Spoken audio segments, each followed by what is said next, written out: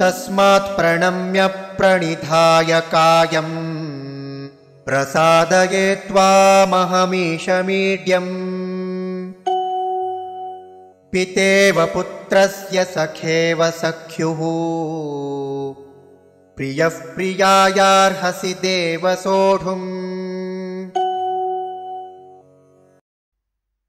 तस्मात् प्रणम्य प्रणिधाय कायं प्रसादये त्वाम् अहम् ईशम् ईड्यम् पिता इव पुत्रस्य सखा इव सख्युः प्रियः प्रियायाः अर्हसि देव सोढुम्।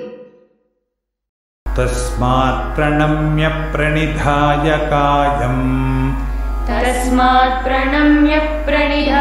कायम् प्रसादये त्वामहमीशमीड्यम्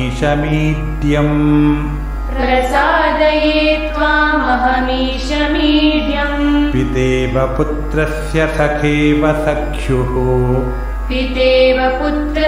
सखेव सख्युः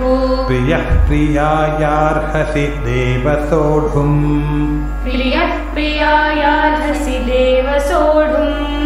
तस्मात् प्रणम्य प्रणिधाय कायं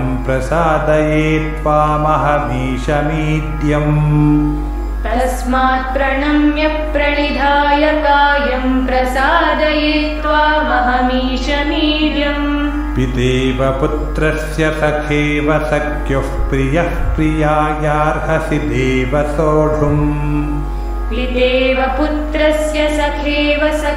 प्रियः प्रियायार्हसि देव सोढुम्।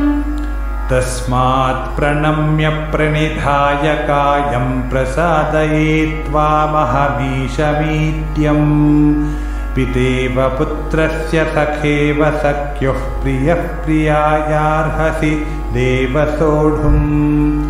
तस्मात् प्रणम्य प्रणिधाय कायं प्रसादये त्वामहमीशमीड्यम् पितेव पुत्रस्य सखेव सख्युः प्रियः प्रियायार्हसि देव सोढुम्।